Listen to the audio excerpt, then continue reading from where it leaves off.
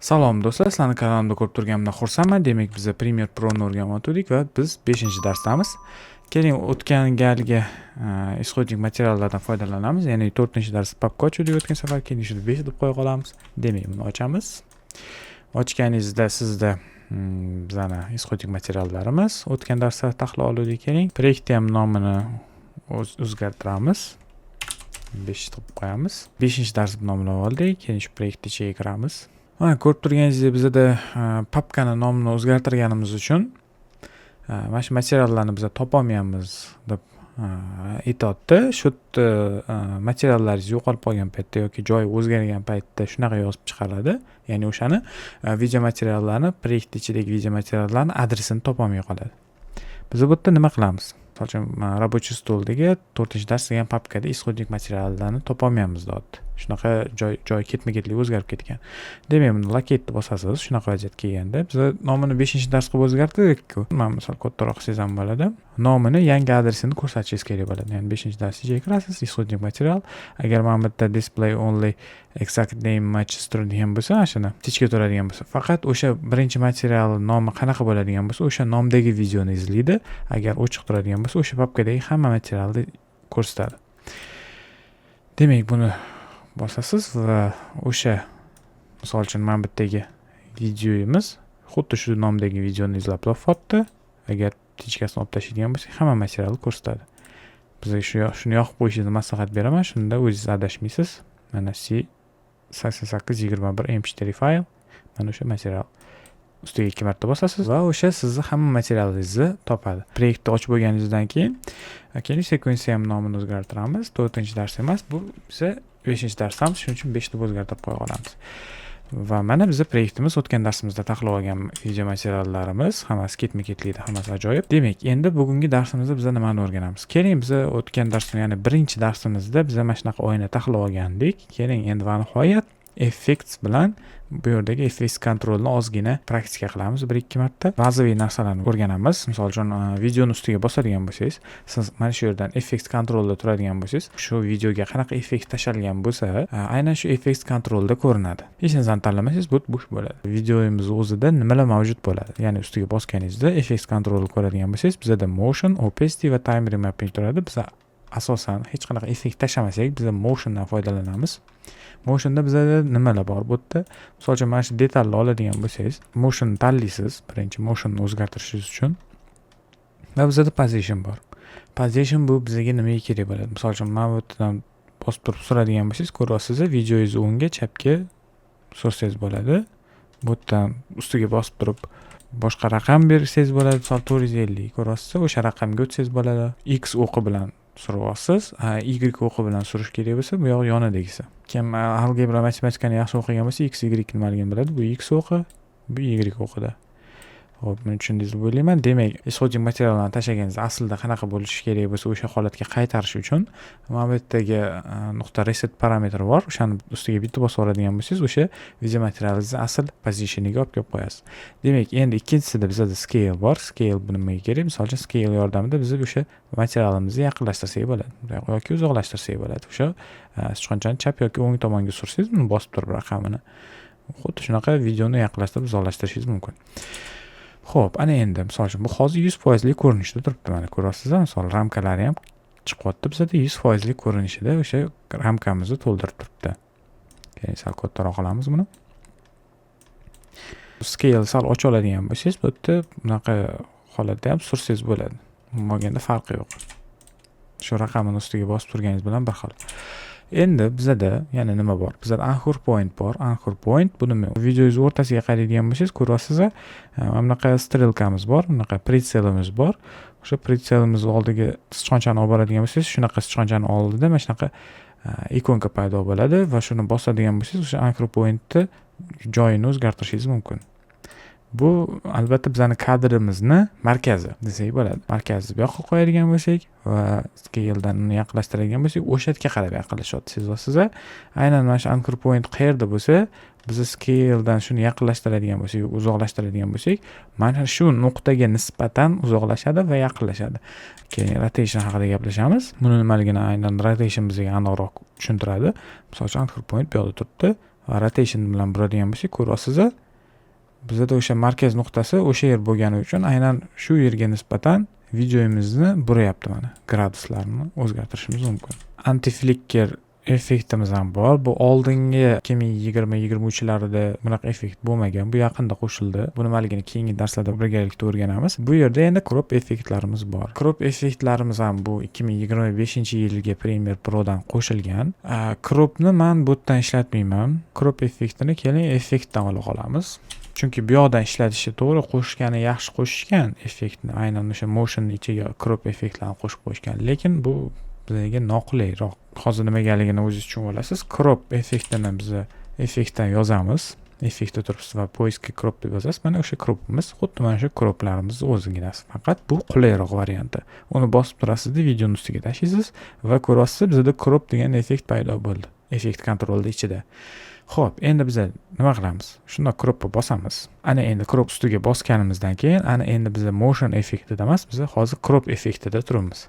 Ana endi crop effektidan men bu yerdan bosib turib suradigan bo'lsangiz, ko'rasiz, bizning left tomonimiz, ya'ni cropimiz foizi kesilishi boshladi. Bizning videomiz kesilishi boshladi va bu yerda esa hech narsa mavjud bo'lmaydi. Men bu tomonidan 150 ta effekt tashlagan bo'lsangiz ham shu joyidan pastga tepaga ko'tarib tushirsangiz bo'ladi.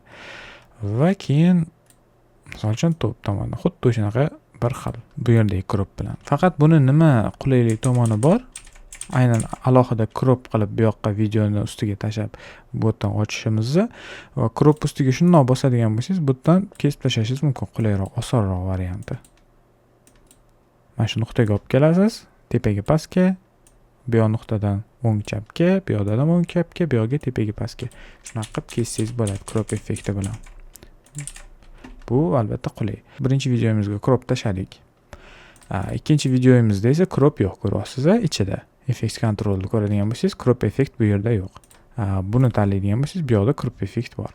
Effect control, siz qaysi videoni tanlaydigan bo'lsangiz, aynan effect controlda o'sha mana shu videoga tashlangan effektlaringiz ko'rinadi. Bu videomizni cropini ko'rib chiqamiz. Keling, bizda ko'pincha 10% tepadan va 10% pastdan kesiladi. Shunda salgina film effekt beradi. Bu crop. Ko'p joylarda shunaqa effektdan foydalaniladi. Tepadan 10%, pastdan 10% kesiladi. Mana ko'rib turganingizdek, ya'ni endi shu effektni vaqtinchalik o'chirib turishingiz uchun, ya'ni o'sha nolga qaytarmaysiz, har safar nolga qaytarmaysiz.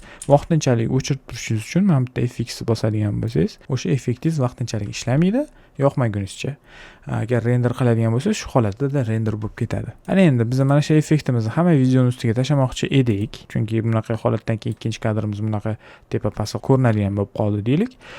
Bizda bunaqa holatda hamma videoni ustiga ko'chirishimiz kerak deylik. Demak, biz nima qilamiz? Bu kadrga ham shunaqa effekt tashlamoqchi edik. Misol uchun cropni yana olib kelib turib, buni ustidan bunaqa qilib o'zgartirib o'tirmaymiz-da. Bunaqa qilib telbalik bo'ladi. Biz shunchaki nima qilamiz?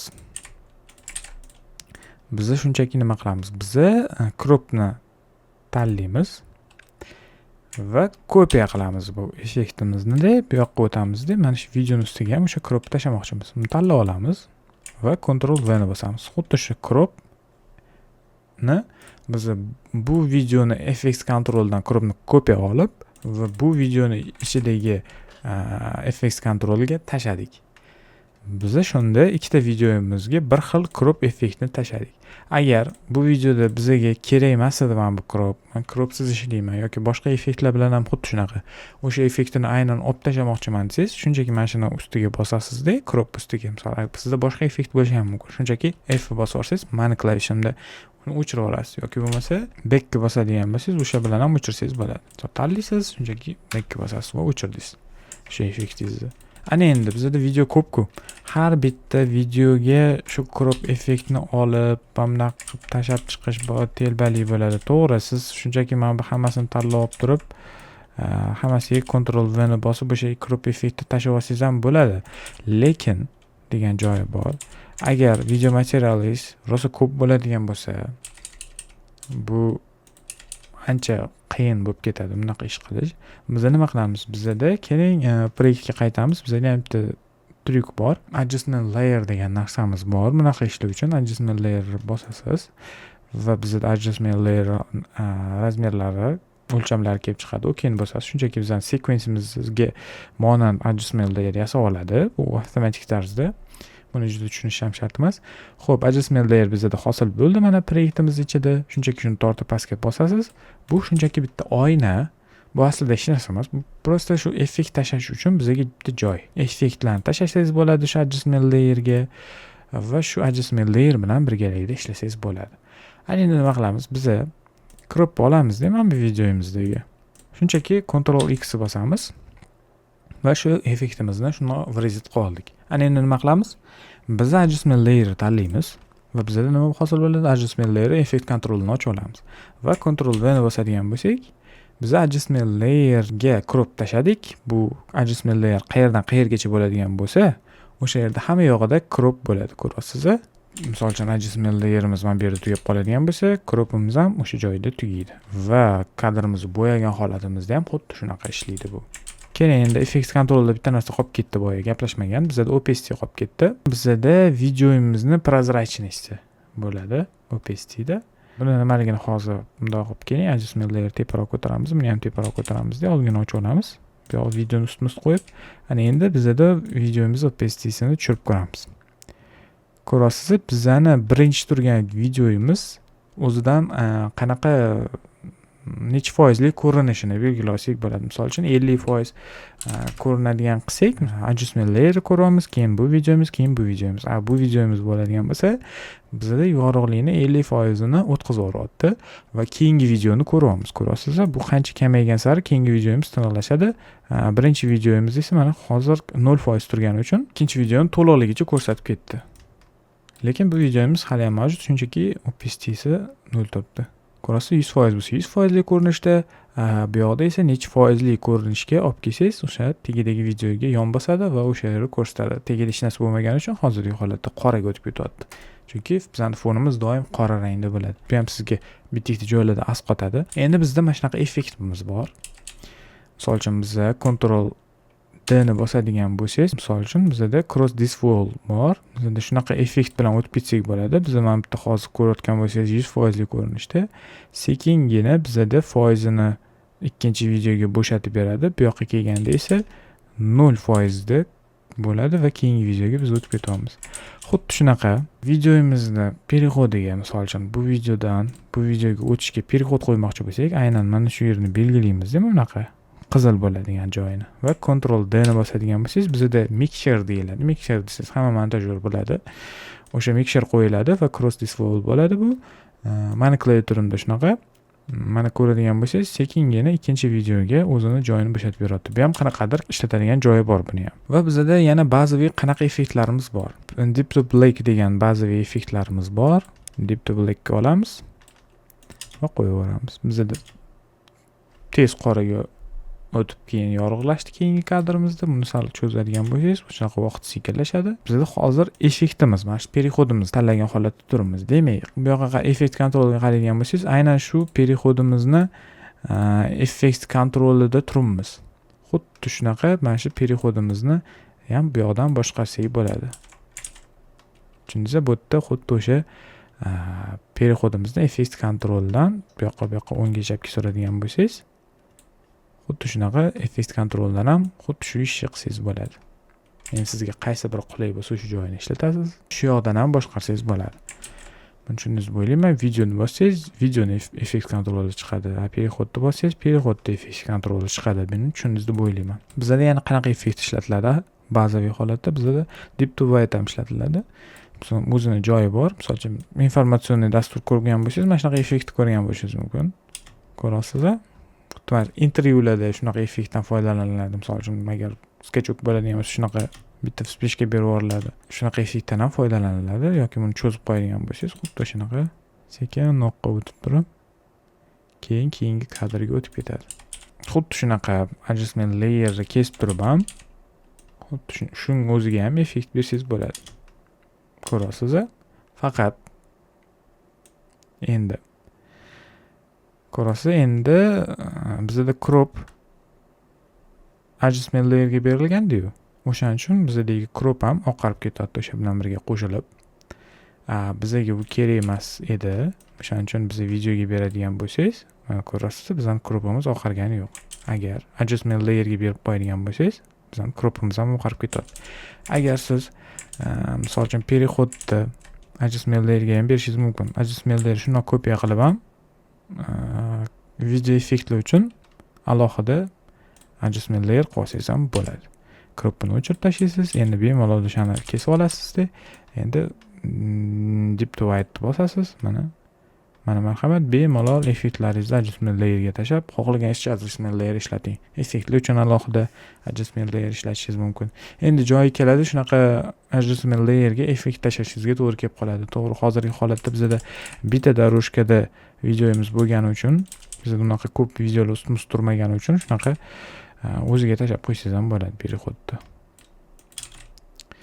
Buni ham tushundingiz deb o'ylayman.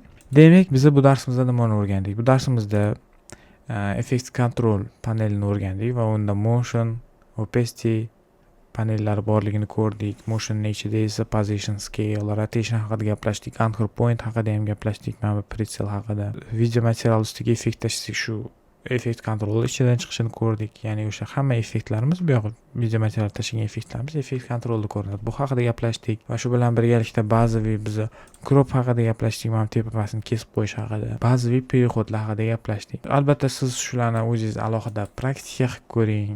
Agar sizga bu video materialda kamlik qotgan bo'lsa, o'zingiz telefonda syomka qilib yana shu Premiere bilan ishlasangiz bo'ladi. Har xil yangilik qilishga harakat qiling. Shu bilgan bilimlaringizni yana takrorlash uchun siz o'zingiz video material proyekt ichiga tashlab, proyektni ochib, shu o'rgangan narsalaringizni takrorlashingiz mumkin. O'rganadigan narsamiz juda ham ko'p. Siz albatta 5-darsimizda mana tugagan bo'lsa, 6-darsimizda kutib qolaman.